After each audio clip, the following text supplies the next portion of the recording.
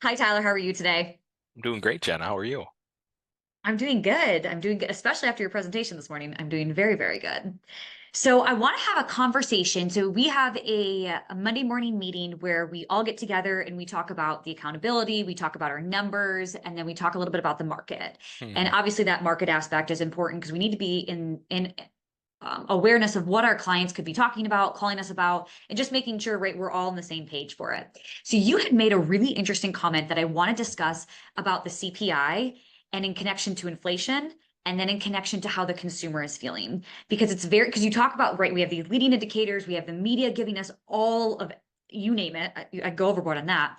But you made a very interesting point in which I think we are all thinking about, but we're not actually talking about. So I want to turn it over to you and give your monologue, give your dialogue of what you want to do, but talk about the CPI, the leading indicator, and what it actually means to us as societal members right now and how we feel Yeah. about it, because it's really powerful. Yeah, I mean, it's the biggest piece is there's a huge disconnect, right, between what is being reported and what's being felt by the consumer day to day. So, as we talk Mhm. with clients and as we continue to see people over the past, 18 months, I don't think it's a surprise to anyone that inflation has just continued to be persistent and be top of mind for for the average consumer.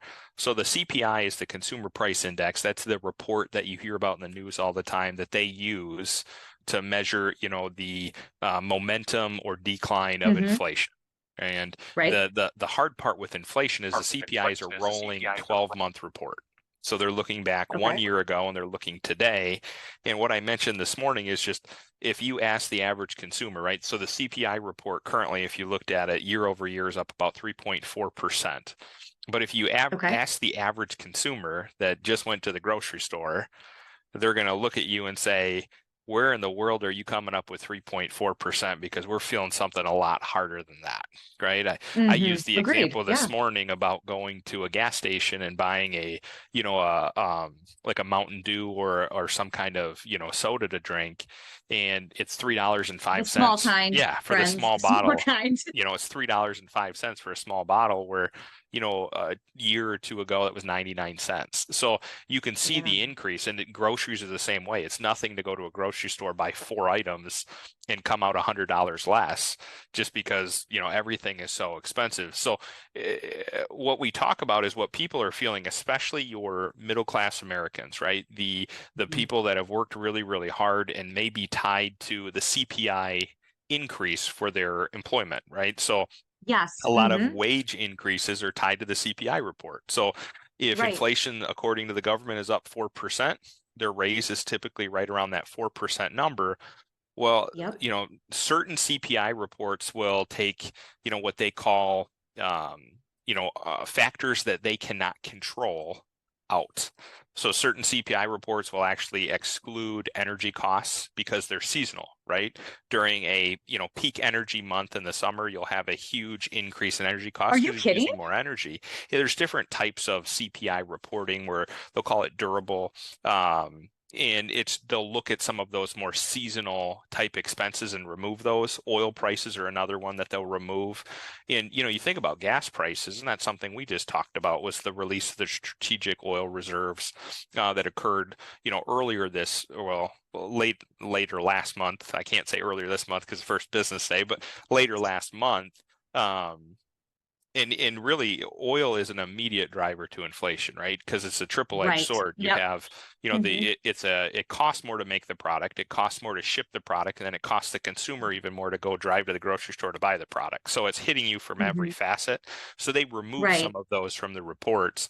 But especially food and clothing and items that the consumer Hmm. is purchasing, when you go and you actually go to the grocery store or you go to the store and you buy something, they're feeling a lot more than 3.4% from an increase. Oh, So yeah. inflation from an analogy standpoint is like a stair step, right? It goes up and then it'll start to flatline or possibly even go down Mm. slightly. And we celebrate that because it's not growing at the same clip that it was. But you got to think if it went up 9% last year, now it's up 3% this year, it's still up 12 or Yeah. 15% from where it started. It's just growing Right. slower. And a lot of that gets lost in percentages. And that can be really Form frustrating for perception. people. Yeah. It can be really Yeah. frustrating for people because you hear like, oh, we're winning, we're doing great, and then they just don't feel it. And Yeah. that's a hard place to be in when you see your grocery bill go up 20% and you got a 4% raise at work. Right. No, absolutely. So how does first of all, my mind is still blown, which is such a crazy thing to say because it's what you said is very valid. I just never thought about it, to be honest with you. When you talked about how there's varying factors that they will remove from the CPI reports, it's just like real versus actual and like what, the returns and how those are displayed. And it, I'm almost like speechless. Like that's so silly to say, but I'm almost speechless because that is not something I even took into consideration. I work in this field. I didn't Yeah. even take that into consideration that they're removing certain things. Um, so how does one then you have this emotion, you have this feeling, you're seeing that it's, 3 point something, you feel like it's closer to like 20 something sometimes, or whatever it might be, 15.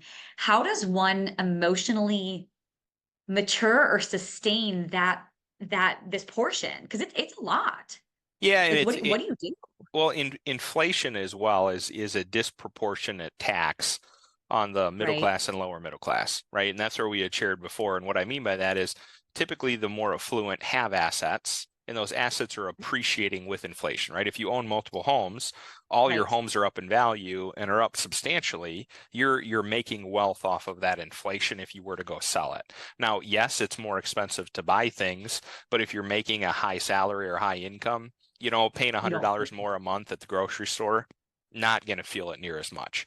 That middle Mhm. class, that middle class family that was trying to save and pinch every penny they can, they start to feel it a little bit more, right? Because they have to start making Yeah. decisions on what are they going to spend their money on. You're starting to see the Mhm. consumer change their spending habits a bit. Right, where maybe Mhm. instead of buying name brand, they're buying more off brand. You're starting Mhm. to see, they're looking at it saying, well, we may put that vacation off for a little bit, or maybe instead of Mhm. taking a flight, we're going to drive there. Right. So there's different Yeah. decisions that are changing in the mind of the consumer. And really, you have to look at it and say, okay, we have to also keep pace with inflation. And that's what people forget about.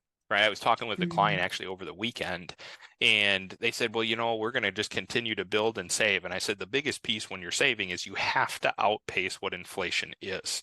If you're not doing that, Mhm. you're actually losing money. Right. And think about it. Think about what Mhm. $100 bought you 30 years ago versus what $100 buys you Yeah. today. You're just Yeah. losing some of that purchasing power of that money over time. You need it to appreciate, and you have to get it appreciating in the right way. I think a lot of people Mhm. lose sight of that because when they see it, they almost want to hold on to it tighter. Like, gosh, I don't want to see it go Yeah. down. I just want to hold on to it. I want to keep it, but we actually need it to Yeah. grow because otherwise inflation's that hidden factor in the background just eroding your wealth. Yeah. Oh my gosh, and it's obviously become more and more apparent in the last couple of years with that. Okay. Well, thank you so much, Tyler. I do appreciate I love the conversation we had today. The team was very involved, but I think this is great for our clients or anyone else who's watching this to just understand that this is Tyler putting into words what you're feeling. And I think sometimes when you don't always know how to express what you're feeling, Tyler Right. does a great job of this, but you just put into words how every consumer really probably is feeling from those specific designated classes or from actually probably just in general too as well. So thank you so much. If you have further questions, obviously comment or ask us and we're happy to help. But I love that. I actually feel more validated now and I feel more secure about like what I have been feeling and probably what other people are feeling too, just with the election year and things of Yeah. that nature. Yeah. Thank you. Yeah. Absolutely.